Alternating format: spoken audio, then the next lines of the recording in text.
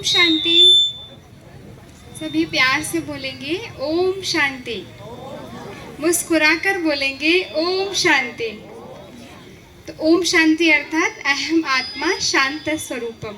हम देखते हैं केशवपुरम निवासियों को भी जानकारी है, हमेशा ब्रह्मा कुमारी की ओर से बहुत ही सुंदर झांकियाँ यहाँ पर लगती हैं और हमेशा हम हर साल ये कोशिश करते हैं कि अपने सभी भाई बहनों को जन्माष्टमी का आध्यात्मिक रहस्य ज़रूर बताएं, ताकि आज की जो दुनिया है और आज के जो हमारे बच्चे हैं उनके अंदर भी दैवी गुणों का संस्कार बने, उनके अंदर भी अच्छे गुण आए। आज हम जी जान लगाकर मेहनत करके अपने बच्चों को अच्छे से अच्छे स्कूल में पढ़ाते हैं ताकि वो एक अच्छे ओहदे को प्राप्त करें, एक अच्छी क्वालिटीज़ उनके अंदर आए। बट प्रैक्टिकली क्या होता है? प्रैक्टिकली बच्चे अपने इन्वायरमेंट से अपनी सिचुएशन जो भी लाइफ में आती है उसको देखने के कारण क्या होता है, तो अच्छे संस्कार देने के लिए इन सभी त्योहारों को मनाते हैं और बच्चों को कृष्णा भी बनाते हैं ताकि बच्चों को ये समझ में आए कि कृष्ण के जो गुण हैं वो हमारे बच्चे में भी आए। लेकिन केवल साल में एक बार मनाने से क्या हमारे बच्चों में वो गुण आ जाएंगे? या केवल तीज त्योहार मनाने से हम उन संस्कारों को अपने जीवन में ला सकते हैं? शायद उसके लिए थोड़ा सा और आगे बढ़ने की आवश्यकता है और हमें ये जानने की भी आवश्यकता है कि संपूर्ण संसार में एक ऐसा भी समय आता है जब स्वयं निराकार परमपिता परमात्मा, जिसको कोई भगवान, कोई अल्लाह, कोई खुदा, कोई ईश्वर कह के पुकारता है, वो हम सब का पिता, हम सब का मालिक इस धरा पर एक बार आता है और आकर एक ऐसे ही कॉलेज स्कूल की स्थापना करता है जहां हम हर नर नारी, छोटा बड़ा, अमीर गरीब, कोई भी बिना किसी भेदभाव के ईश्वरीय ज्ञान को सुनकर अपने जीवन में दैवी गुणों को लाने की प्रैक्टिस करता है। हाँ प्यारे भाई बहनों, आपने सही सुना। ये जो सेंटर आप देख रहे हैं राजयोगा मेडिटेशन, ये सेंटर इसी पर्पस से यहाँ पर खोला गया है। जो भाई बहन पहली बार सुन रहे हैं शायद उनको ये बात पता नहीं होगी कि ब्रह्मा कुमारी सेवा केंद्र एक ऐसा सेवा केंद्र है जहाँ कोई भी नर नारी, छोटा बड़ा, बूढ़ा, अमीर गरीब, किसी भी जाति धर्म, किसी भी देश का व्यक्ति यहाँ पर आकर अपने पिता परमात्मा से उस ज्ञान को सुनकर अपने जीवन को श्रेष्ठ बना सकता है, महान बना सकता है, जो ज्ञान स्वयं भगवान हमें आकर देते हैं। क्योंकि जब भी हम इतनी सुंदर झांकियां देखते हैं तो हमारे मन में भी आता है क्या कभी हम भी ऐसे बन सकते हैं? क्या हमारा भारत देश भी तो कभी सोने की चिड़िया था? श्री कृष्ण कोई विदेश में तो होकर नहीं गए हैं। श्री कृष्ण कहाँ आए थे? भारत में ही आए थे ना। और हमने भी ये सुना है यदा यदा ही धर्मस्य ग्लानिर्भवति भारत, अर्थात जब जब धर्म की ग्लानि होती है तो भगवान कहाँ आते हैं? धरती पर तो आते हैं, परंतु धरती पर भी कहाँ आते हैं? भारत में आते हैं। भारत ही भगवान की भूमि होने के कारण पूरे विश्व के लिए तीर्थ स्थान है। तो प्यारे भाई और बहनों, यदि मुझे भारतीय होने पे गर्व है तो मुझे ये भी पता होना चाहिए मेरा भारत ही विश्व गुरु बनेगा और मेरा भारत ही, जो कहते हैं हर बालक नारायण, हर बालक कृष्ण की तरह, हर बालिका राधा की तरह होनी चाहिए। केवल बाहर से नहीं परंतु अंदर से भी। जो गुण, जिन गुणों के कारण कृष्ण इतना प्यारा लगता है कि एक माँ अपने बच्चे को कृष्ण बना भी दे तो भी उसको वो वाले कृष्ण की तरफ बड़ी आकर्षण होती है। क्यों? क्योंकि उस कृष्ण के अंदर यदि उनकी डिग्री की बात करें, उनकी महिमा की बात करें तो कृष्ण है सर्वगुण संपन्न, 16 कला संपूर्ण, संपूर्ण निर्विकारी, मर्यादा पुरुषोत्तम, डबल अहिंसक, डबल ताजधारी। प्यारे भाई बहनों, आज दुनिया में बहुत सारी पढ़ाइयाँ हैं, क्या इतनी बड़ी डिग्री किसी की है? क्या ऐसी बड़ी डिग्री की पढ़ाई होती है क्या? लेकिन स्वयं परमपिता परमात्मा इस कॉलेज स्कूल के माध्यम से डिग्री हमको दिलवा रहे हैं।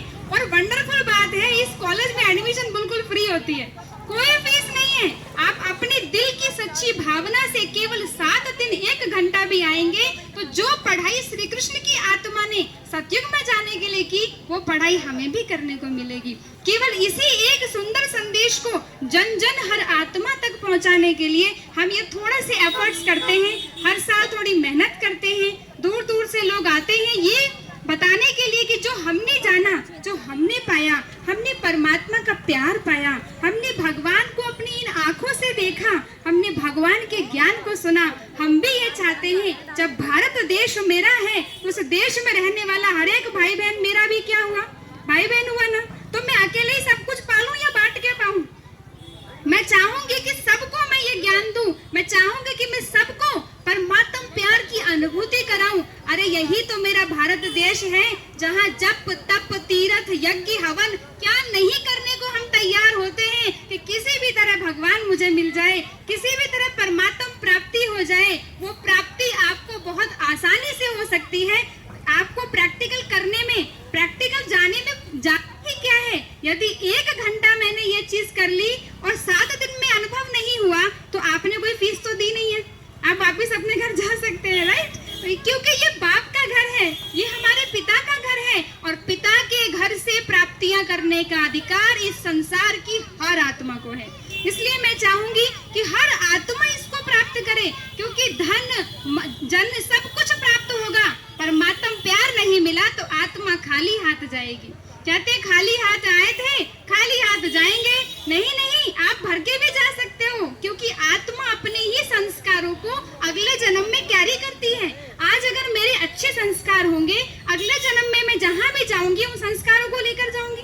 आपने नोट किया होगा, कोई बच्चा जन्म लेता है, बहुत ज्यादा रो रहा है, कितना भी चुप कराओ चुप ही नहीं हो रहा है, हो सकता है वो ऐसे संस्कार लेके आया हो। और कोई बच्चा हमेशा हंसता रहता है, मुस्कुराता रहता है, कहते हैं देखो हमारे घर में कोई ऐसा बच्चा नहीं था, यही अभी संस्कार लेकर आया है। तो प्यारे भाई बहनों, एक बात हमेशा याद रखिएगा, हम ये शरीर नहीं है, इस शरीर को चलाने वाली एक चैतन्य शक्ति आत्मा है।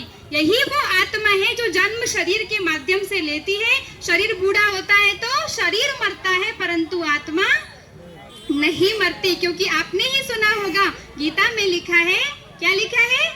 ये आत्मा जन्म मरण से न्यारी है। आत्मा को कोई भिगा नहीं सकता, काट नहीं सकता, सुखा नहीं सकता। आत्मा कभी मरती नहीं, अजर अमर अविनाशी है।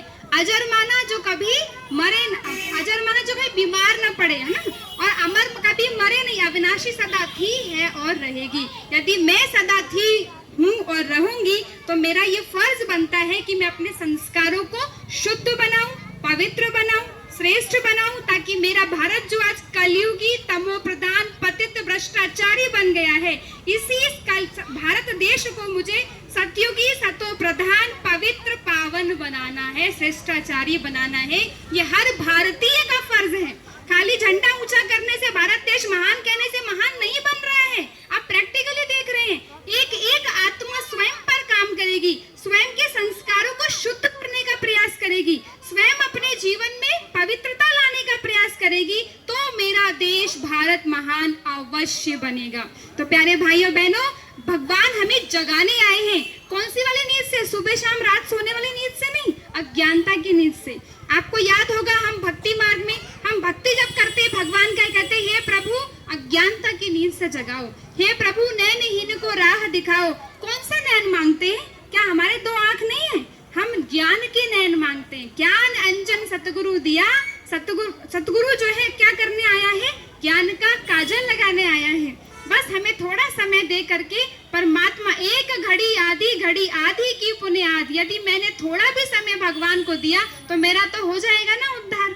तो प्यारे भाइयों बहनों, केशवपुरम निवासियों, जो भी सुन रहे हैं, एक आत्मा होने के नाते मेरा ये दिल का शुभ भावना है, शुभ कामना है, आप भी अपने जीवन को सफल बनाइए, अपने जीवन को शुद्ध पवित्र बनाइए। ब्रह्मा कुमारी इसमें 7 दिन का 7 डेज आके तो देखिए, आपको कोई फीस तो देनी नहीं है, लेकिन 7 दिन आप आएंगे तो आत्मा भरपूर होकर जाएगी। हमारा प्रैक्टिकल अनुभव है, 1-1 लाख के पैकेज वाले भाई बहने डिप्रेशन में यहाँ पर आते हैं। डॉक्टर उनको प्रिस्क्राइब करता है, भाई जी आप फिजिकली ओके जाइए, मेंटली ओके होके आइए, आप जाइए ब्रह्मा कुमारी टेस्ट के लिए आइए। और 7 दिन के अंदर जब उनको हीलिंग महसूस होती है, परिवर्तन उनको खुद महसूस होता है, तब कहते हैं हाँ काश मैं पहले ही आ जाता यहाँ पर। तो इसीलिए प्यारे भाई और बहनों, हमारा यही संदेश है, आप बाय प्रोफेशन कुछ भी हैं, आपकी पर्सनल लाइफ कुछ भी है, बट आप एक शुद्ध पवित्र आत्मा हैं और हर आत्मा उस पिता परमात्मा की संतान है। और जो आप दरबार यहाँ देख रहे हैं, भगवान उस दरबार को ही बनाने आया है। ये भारत की जो भारत देश है, यही सोने की चिड़िया बनने वाला है। क्या आप इस भारत देश सोने की चिड़िया में आना नहीं चाहेंगे? क्या आप श्री कृष्ण की दुनिया में आना नहीं चाहेंगे? हर आत्मा आना चाहती है। भागवत भी विदेश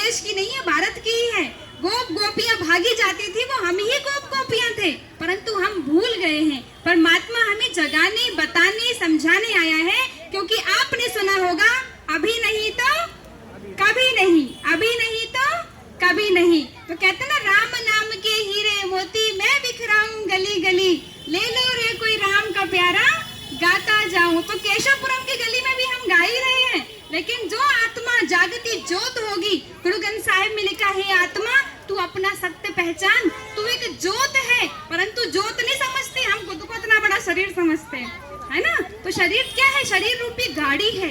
इस गाड़ी को आत्मा ज्योत चला रही है। भ्रकुटी बीच चमकता है अजब सितारा, साए बिनु लगता है प्यारा। वो भ्रकुटी बीच सितारा तो दिखता नहीं है, बिंदी लगा लेते हैं यहाँ पर, लेकिन ये नहीं समझते कि वो सितारा मैं ही हूँ। इन आंखों से देखने वाला, कानों से सुनने वाला, मुख से बोलने वाला मैं चैतन्य शक्ति आत्मा हूँ, और आत्मा होने के नाते मुझे आत्मा की ज्योत जरूर जगानी है। वो स्थूल ज्योत तो शाम को जलाते हैं ना घरों में, कहते हैं ज्योत बातें जरूर करनी चाहिए। अरे प्यारे भाई बहनों, घर में भी करनी है, शरीर घर में भी करनी है। शरीर रूपी घर में ज्योत बाती कैसे होगी? जब आत्मा का ज्ञान मिलेगा, परमात्मा का ज्ञान मिलेगा, अपने जीवन को श्रेष्ठ गुणों से सजाने का ज्ञान मिलेगा, और वो ज्ञान अभी मिल रहा है। आप प्रैक्टिकली सोचिए, अभी भूकंप आ जाए और हम आपसे बोले आइए भाई जी मेडिटेशन सीखिए, तो क्या आप सीखेंगे? सब घबरा के भागेंगे, भागेंगे। प्यारे भाई बहनों, क्या आप अंतिम समय का इंतजार कर रहे हैं? चलो थोड़े समय बाद चले जाएंगे। कई भाई बहनें हमको मिलते हैं जो कहते हैं हम ना 1 साल बाद आ जाएंगे, हम थोड़े समय बाद आ जाएंगे। 1 समय बाद चला कि वो स्वर्ग सिधार गए, चले गए आगे। तो इसलिए हर घड़ी अंतिम घड़ी है। जिस समय आपको समय महसूस होता है, उसी समय शुरू करना है, अभी नहीं तो कभी नहीं। तो इस बहुत सुंदर झांकी में आपका आने का शुक्रिया, इसको समझने का शुक्रिया, परंतु जब आप इसको अपने जीवन में लाएंगे तो आप माला माल हो जाएंगे। धन्यवाद। ओम शांति।